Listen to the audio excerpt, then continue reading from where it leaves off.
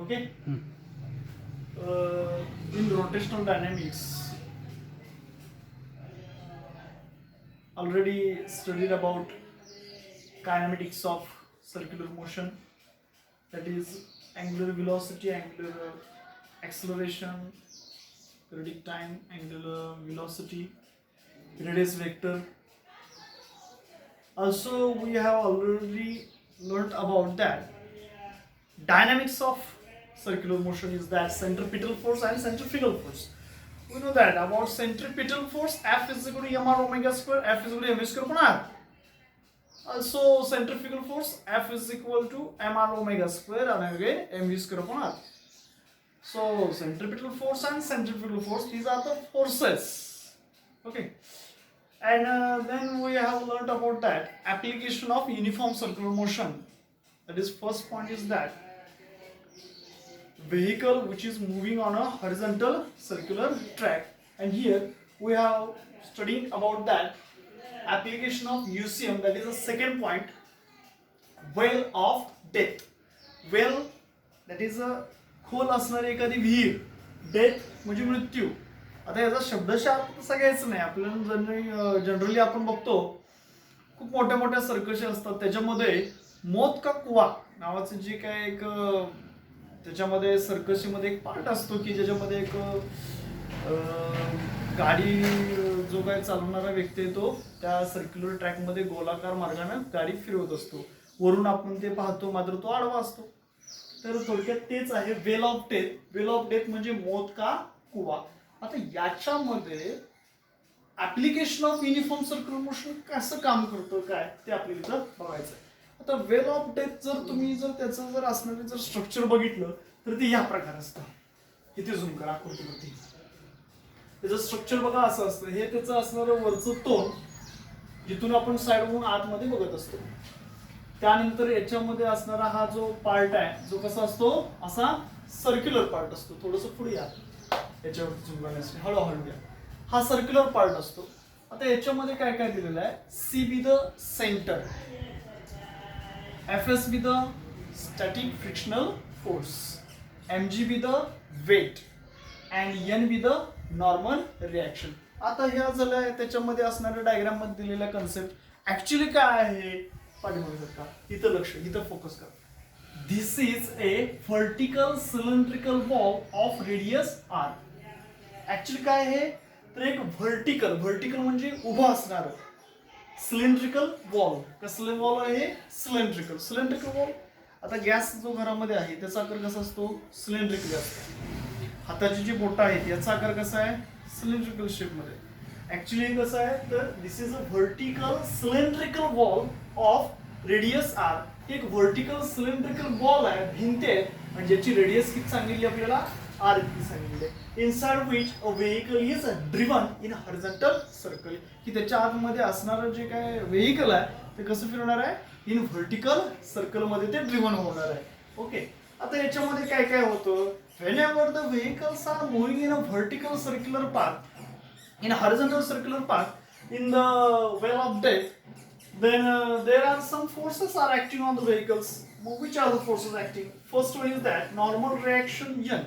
Here first force is act as that is a normal reaction. आता तो कसा आहे normal reaction, which is acting horizontally and towards the center. तो कसा act होतो, समजा जेव्हा एखादी असणारं व्हेइकल आहे, फॉर एक्झाम्पल एखादी टू व्हीलर आहे किंवा एखादी फोर व्हीलर आहे, जेव्हा टू व्हीलर किंवा फोर व्हीलर या असणाऱ्या वेल ऑफ डेथ मध्ये vertical horizontal circular motion perform करत असते, तेव्हा त्याच्यामध्ये पहिल्यांदा ऍक्ट होणारा फोर्स कोणता दिलेला आहे, नॉर्मल रिॲक्शन.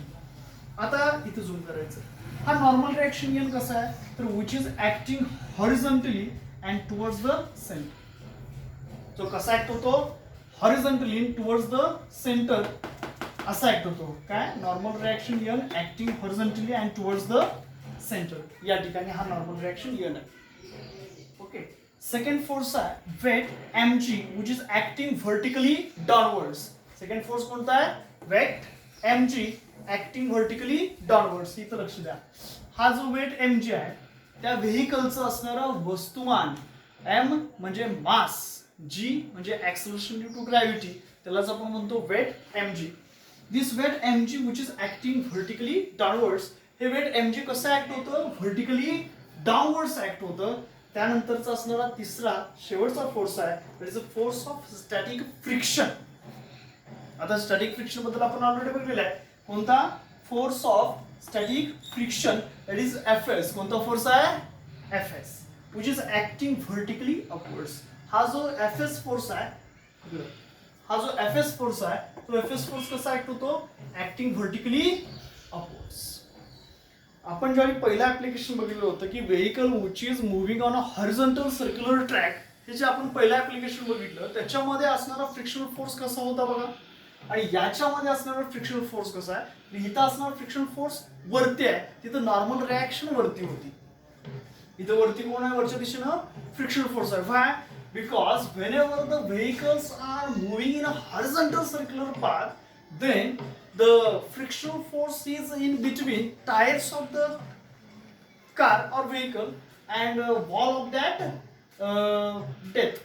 त्याचं जे काय असणारे वॉल्स आहेत, त्या सिलेंड्रिकल असणारे जे काय आपले स्ट्रक्चर आहे सिलेंड्रिकल वॉलचे, आणि त्याच्यामध्ये असणारा टायर ऑफ द कार, याच्यामध्ये असणारा फोर्स हा कोणता फोर्स आहे, frictional force which is acting vertically.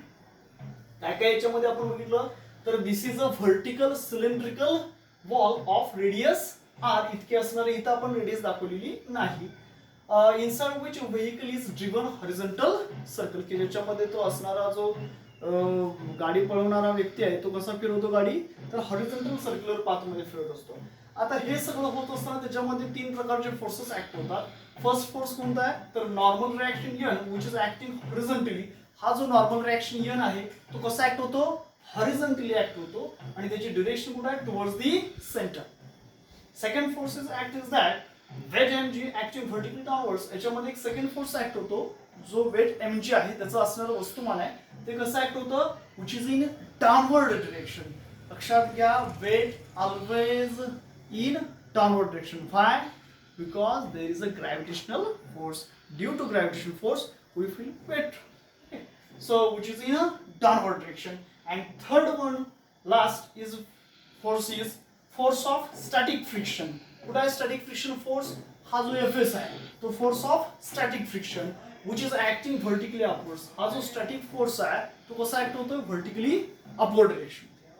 Okay, आता याच्यामध्ये ऍक्च्युली काय आहे फिजिक्स, काय इक्वेशन्स आहेत, तर लक्षात घ्या. whenever a vehicle which is moving in a horizontal circular path, so there are a normal reaction which is exactly providing its centripetal force, and due to this it is moving in a circular path. So necessary centripetal force is provided by the normal reaction. Necessary centripetal force Kaun provide करता, तर normal reaction provide करते. So therefore equation becomes normal reaction n is equal to, what is the formula of centripetal force, m r omega square. So normal reaction n is equal to mr omega square. हे equation असंच का लिहिलं, तर whenever the vehicle which is moving in a horizontal circular path, the necessary centripetal force is provided by normal reaction. We know that the centripetal force is equal to mr omega square. Normal reaction n, so n is equal to mr omega square. Again we know the formula of centripetal force is that mv square upon r. So we can write the equation n is equal to mr omega square also is equal to mv square upon r. We know that force F is equal to mass into acceleration. M constant, acceleration value r omega square. Again mass constant है, acceleration value v square upon r.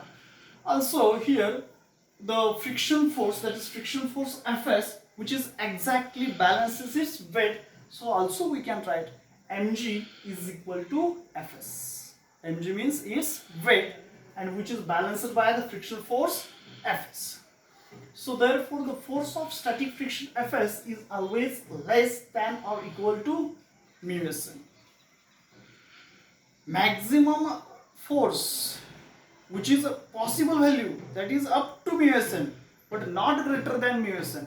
So therefore force of, इथे zoom करायचं, force of static friction Fs is always less. Force of static friction Fs is always less. कशापेक्षा ray, mu Sn पेक्षा.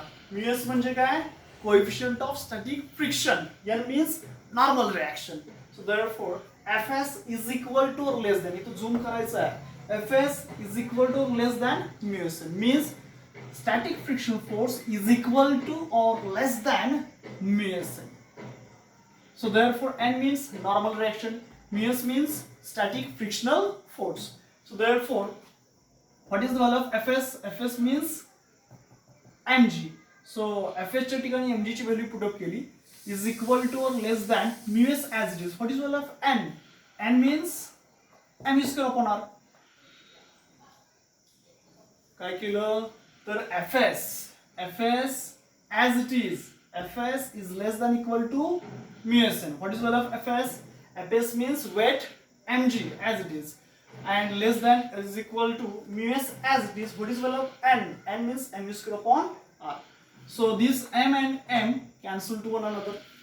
So therefore we can write, इथे zoom करायचं, we can write g as it is less than or equal to mu s as it is v square upon r. काय काय लिहिलं, हा m काय होतो, get cancel to one another, and remaining is that g less than equal to mu s v square upon r. So therefore here v square as it is, and this term that is r which is in a denominator which goes to that side in numerator, again mu s which is in numerator which goes to opposite side then goes to denominator. So therefore we can write v square is greater than equal to rg upon mu s. V square is greater than equal to rg upon mu s. So taking square root on both sides, so v square चा square root काय येणार आहे, v, that is minimum value velocity, आणि याचं square root in square root under root rg upon mu s. So this is the velocity of the vehicle which is moving in a wheel of depth, that is v minimum is equal to under root rg upon mu s. So v minimum, that is velocity, minimum possible velocity of that vehicle which is moving in a wheel of depth, that is under root rg upon mu s.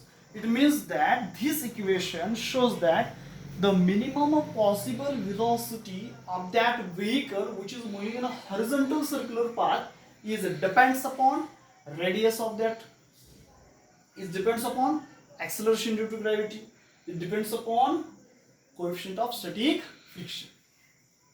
Finish.